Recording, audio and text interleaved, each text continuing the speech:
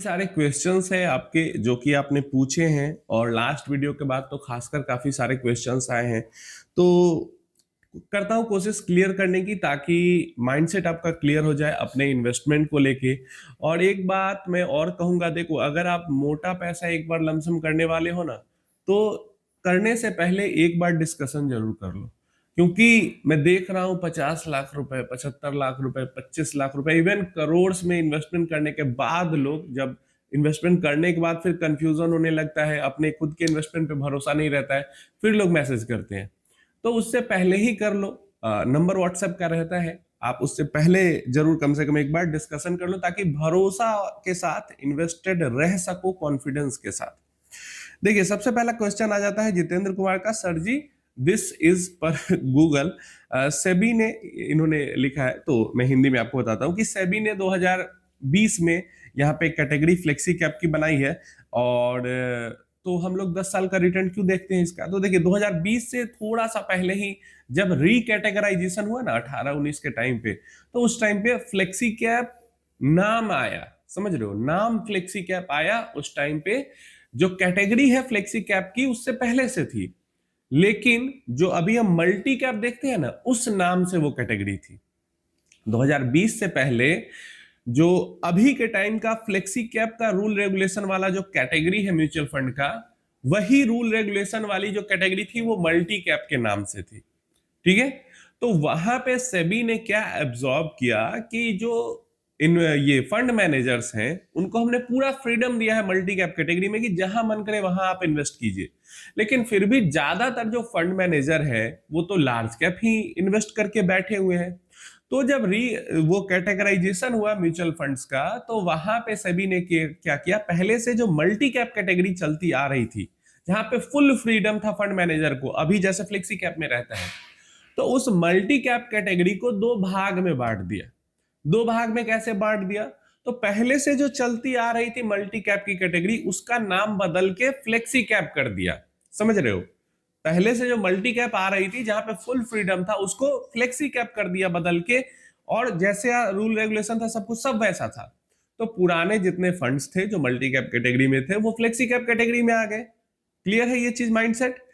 और multi cap नाम तो पुराना है, लेकिन अभी जो आपको मल्टी कैप की कैटेगरी दिखती है वो एक्चुअली में शुरुआत हुआ है वही 2019 के बाद से, जहां पे सेबी ने रूल लगा दिया कि 25% mid cap, 25% small cap and 25% large cap, तीनों मार्केट कैप के सेगमेंट में 25-25% तो मिनिमम इन्वेस्टमेंट करना होगा। तो नाम पहले से आ रहा था मल्टी कैप का, लेकिन अभी जो हमें मल्टी कैप कैटेगरी दिखती है वो 2019 के बाद शुरू हुई है। और जो अभी फ्लेक्सी कैप दिखती है कैटेगरी, नाम फ्लेक्सी कैप का आया 2019 के बाद, लेकिन ये कैटेगरी पहले से चलती आ रही थी। उम्मीद है अब जो कंफ्यूजन है वो क्लियर हो गया होगा। अभी भी क्वेश्चन है तो पूछ लेना नीचे कमेंट बॉक्स में। सेकंड यहाँ पे क्वेश्चन आ जाता है कामरुल अंसारी जी का, मल्टी कैप फंड कैसा होता है सर जी, गुड और बैड। देखिए मल्टी कैप फंड का क्या सिनारियो है, मैंने अभी अभी जस्ट बताया कि 25-25-25 लार्ज मिड स्मॉल में। तो इसके साथ एक चीज अच्छा है कि कम से कम 50% तो मिड स्मॉल के अंदर इन्वेस्टमेंट होता है, और यही बुरी चीज भी है कि 50% ही मिड स्मॉल में होता है। एवरेज मल्टी कैप का 40% एक्सपोजर जो है वो लार्ज कैप के अंदर होता है। तो ऐसे में अगर लंबे समय तक इन्वेस्टेड रहना है हमें 15 साल 20 साल के लिए, तो 40-50% लार्ज कैप में इन्वेस्ट करके क्या करेंगे। तो मल्टी कैप ठीक है उनके लिए कि मान लो 7 इयर्स का कोई गोल है, तो ठीक है लार्ज मिड स्मॉल मिला के इन्वेस्ट करना है तो चाहे तो अलग अलग भी कर सकते हैं, नहीं करना है तो एक मल्टी कैप ले लिया, काम खत्म हो गया, है ना। तो अगर आप large cap mid cap small cap में अलग अलग इन्वेस्टमेंट कर रहे हैं तो मल्टी कैप करने की कोई जरूरत नहीं है, और लार्ज मिड स्मॉल में अलग अलग नहीं कर रहे हैं तो एक मल्टी कैप आपके लिए 6-7 इयर्स के गोल के लिए काफी है। और उसके ऊपर के गोल के लिए तो मैं कहूंगा आपको खुद से ही एलोकेशन करना चाहिए, लार्ज मिड स्मॉल में मल्टी कैप के ऊपर या फ्लेक्सी कैप के ऊपर नहीं छोड़ना चाहिए। समझ में आ गया। तो ये सब्जेक्टिव है, रिलेटिव है, किसी के लिए मल्टी कैप सही है किसी के लिए सही नहीं है, जैसा पोर्टफोलियो की नीड है। आगे बढ़ते हैं।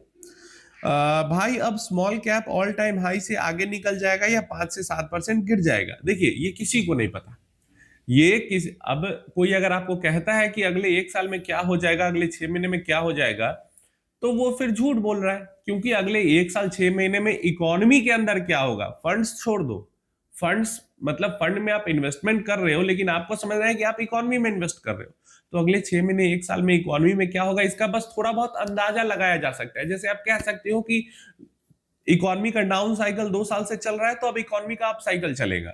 2 साल से इंडेक्स लेवल पे रिटर्न नहीं बने हैं, तो अब हो सकता है रिटर्न बने, लेकिन इस चीज की कोई गारंटी नहीं है, क्योंकि पास्ट में 2 साल से ज्यादा तक भी, जैसे ज्यादा दूर छोड़ दो, 7-8 साल पहले जाओ, 2018 zero return, negative return, 2019 negative return, 2020 में 35-40% क्रैश के बाद फिर रिकवरी शुरू हुई। तो कोई गारंटी नहीं कि 2 साल रिटर्न नहीं बना तो इस साल बन ही जाएगा, हो सकता है 1 साल और ना बन के चौथे साल में बने, समझ रहे हो? तो ये चीज हो सकती है, लेकिन एक्सपेक्टेशन है कि 2 साल से नहीं बना है इंडेक्स लेवल पे, एक्टिव फंड्स तो फिर भी बना के दे रहे हैं, इंडेक्स लेवल पे नहीं बना है, तो अब बनना चाहिए। नहीं बनेगा तो नहीं बनेगा, 1 साल और बाद बनेगा। लेकिन और यही मैं चीज कहता हूं कि 1 साल में 6 महीने में क्या होगा ये आपको नहीं पता है, लेकिन 10 साल या 8 साल या इवन 5-7 साल तक भी इन्वेस्टेड रहते हो, तो इकोनॉमी अप साइकिल से भी गुजरेगा, डाउन साइकिल से भी गुजरेगा, तो आपको ग्रोथ मिलेगा एवरेज, ये समझना जरूरी है। आगे बढ़ते हैं। रिलीजन ऑफ एथिस्ट, इनका कहना है इंडियन मार्केट लास्ट 2 ईयर से zero return in rupee term, last 3 year zero return in dollar term, US market last 4 year 103%, and big mistake to keep more than 40-50% portfolio in India. काफी सारे लोगों की सोच ऐसी है कि अभी यूएस मार्केट में रिटर्न बना है, इंडियन मार्केट में नहीं बना है। देखिए, तो ये सोच आपकी बिल्कुल गलत है। 2023-24 में जिस तरीके की रैली इंडियन मार्केट में आई, 2021 के अंदर में जिस तरीके की रैली इंडियन मार्केट में आई, उस टाइम पे अमेरिकन मार्केट ने उस तरीके से पार्टिसिपेट नहीं किया, बहुत कम पार्टिसिपेट किया, समझ रहे हो? तो आपको एलोकेशन रखना होगा इंडियन मार्केट में भी, बाहर के मार्केट में भी, अमेरिकन मार्केट में भी, परसेंटेज वाइज कितना रखना है ये आप पे डिपेंड करेगा, आपके गोल पे डिपेंड करेगा, या गोल्ड या डेट या जो, इसीलिए तो एसेट एलोकेशन इंपॉर्टेंट हो जाता है। अमेरिकन मार्केट में रिटर्न बन रहा है तो सारा पैसा अमेरिकन मार्केट में डाल दो, कोरिया में बन रहा है तो कोरिया में डाल दो, ताइवान में बन रहा है ताइवान में डाल दो, इंडिया में बन रहा है इंडिया में डाल दो, और जहां नहीं बन रहा है वहां से सब निकाल दो।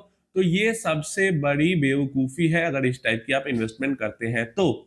इंडियन मार्केट में कहा जाता है कि जो ये 5 साल रहा है 2021 से 24 तक, वो बहुत तगड़ा रहा है, बहुत पैसा बना है, लेकिन आप भूल जाते हो कि इसी 5 साल से पहले का जो 3 साल था वो बहुत वर्स्ट 3 साल था पूरे डेकेड का, पूरे 10 साल का, समझ रहे हो? 2010 से 2020 तक की बात करते हैं तो 18, 19, 20, 30 साल जीरो रिटर्न था, लेकिन उसके बाद 21 से 25 तक बीच में एक 22 बुरा था, बढ़िया पैसा बना। तो ये हर बार होता है, और पास्ट में कई बार ही ऐसे टाइम आए हैं इंडियन मार्केट्स के अंदर में भी। अभी आपको दिखता है कि 25 साल में बहुत पैसा बना है, लेकिन इन 25 सालों में कई बार 3 से 4 बार ऐसा समय आया है, इवन 1990 से भी उठाते हो तो, जहां पे 3 साल 4 साल तक बिल्कुल जीरो पैसा बना है इंडेक्स लेवल पे। कई बार ऐसा टाइम आया है। एक्टिव फंड्स उस टाइम में भी पैसा बनाए थे जब 3-4 साल तक जीरो रिटर्न बना था इंडेक्स लेवल पे, और आज भी जब 2 साल से जीरो रिटर्न है फिर भी एक्टिव फंड्स पैसा बना रहे हैं, एक्टिव फंड्स रिटर्न बना के दे रहे हैं। तो अगर आप इंडेक्स में इन्वेस्ट करके बैठे रहते हो तो गलती आपकी है, इसमें मार्केट की गलती नहीं। चलिए इससे आगे बढ़ते हैं यहाँ पे। तो इनका ही एक और क्वेश्चन है, क्या अभी से नेक्स्ट 1 ईयर तक इंडियन मार्केट 20 से 25, सेम मैंने रिप्लाई किया है, 20 से 25% का रिटर्न। मैंने अभी आपको बताया कि बहुत ज्यादा पीछे जाने की जरूरत नहीं है, 18, 19 और 20 को ही देख लेने की जरूरत है कि 18 निगेटिव, 19 उस पे भी और ज्यादा निगेटिव, और 20 में तो क्रैश ही हो गया, तब जाके रिकवरी है। तो 5-6 साल पहले ही आपका 3 साल का बुरा टाइम पीरियड गुजरा है। उससे पहले जाते हो 2008 के टाइम पे, तो कितना लंबा मतलब बुरा टाइम पीरियड गुजरा है, और फिर भी आप अभी एक्सपेक्टेशन लेके बैठे हो कि 2 साल में नहीं हुआ तो क्या इस साल 25% बन जाएगा? नहीं बनेगा। बन भी सकता है, 1 साल में क्या होगा ये किसी को नहीं पता। आपको टारगेट करना है मिनिमम टू 5 to 7 ईयर्स। 10 साल अगर रह जाते हो तो और भी बढ़िया है। तो लंबे समय में इकोनॉमी की ग्रोथ होगी तो आपका भी पैसा ग्रो करेगा, ये सबको पता है, मुझे भी पता है, आपको भी पता है, सबको पता है।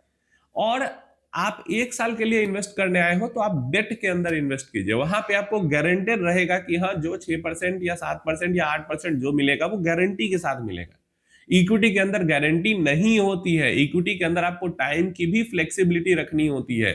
हमेशा से मैं कहता हूं 5 साल के लिए इन्वेस्ट करते हैं, 3 साल तो आपका उसमें बुढ़ा ही जाएगा, एक साथ 3 साल चला जाए, 3 से 4 साल तक भी बुरा जा सकता है। अब एक साथ चला जाए या अलग अलग जाए, 2 साल बुरा गया, 1 साल पैसा बना, फिर 1 साल बुरा गया, फिर 1 साल पैसा, ऐसे भी जा सकता है, या फिर एक बार में भी 3 साल 3.5 साल बुरा जा सकता है। और 5 साल का पूरा पैसा 1.5 साल 2 साल में ही बनता है, जो कि एवरेज रिटर्न आपको 5 साल का अच्छा दिखता है। और ये हमेशा ही इक्विटी में होता है, कोई भी टाइम पीरियड निकाल लो, हर साल रिटर्न नहीं बनता है। 2 साल 3 साल का बुरा पीरियड आना कोई बड़ी चीज नहीं है, इससे लंबा लंबा पीरियड हमने पास्ट में देख रखा है। तो थोड़ा सा हिस्ट्री को देखिएगा तो ये चीज आपको समझ में आएगा।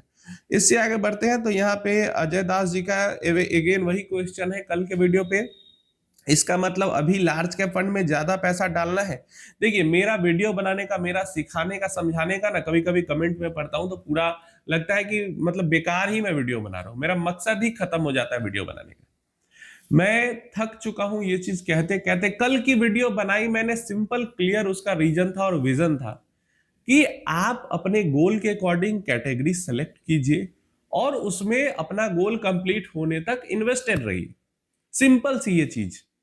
और फिर भी कमेंट आ रहा है तो क्या अभी लार्ज कैप के अंदर इन्वेस्ट करें, मतलब फिर आप वही चीज कह रहे हैं कि हम चेंज करें फंड को इधर से उधर। तो आप अगर स्विंग ट्रेडिंग करने आए हैं तो डेफिनेटली आप लार्ज से, मिड से, स्मॉल से, स्टॉक्स में जहां जो करना है कीजिए।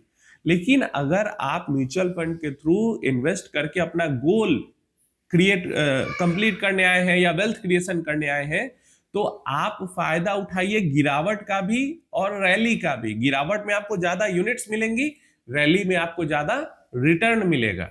समझ में आ रहा है? तो ऐसे में बार बार फंड चेंज करने की कोई जरूरत नहीं है। अपने कैटेगरी सेलेक्ट की अपने गोल के अकॉर्डिंग, स्मॉल कैप या मिड कैप या फ्लेक्सी कैप, लार्ज कैप में तो करना ही नहीं है। Small cap, mid cap, flexi cap, कोई एक कैटेगरी सेलेक्ट की अपने गोल के अकॉर्डिंग और उसमें बने रहना है गोल का। अगर आपका 15 साल का गोल है, आपने एक स्मॉल कैप सेलेक्ट किया तो 15 साल तक उसमें इन्वेस्टेड रहना है, ताकि 15 साल में उस स्मॉल कैप के अंदर जो बैड फेज आएगा उसमें आपको ज्यादा यूनिट्स एक्युमुलेट होगी, और जो गुड फेज आएगा उसमें ज्यादा रिटर्न्स बनेंगे। फिर बैड फेज आएगा, फिर ज्यादा यूनिट्स मिलेंगे, फिर गुड फेज आएगा, फिर ज्यादा रिटर्न मिलेंगे। ऐसे ही करके एवरेज रिटर्न ज्यादा बनता है। अब जैसे ही बैड फेज आया, अब चेंज करके लार्ज कैप में चले गए।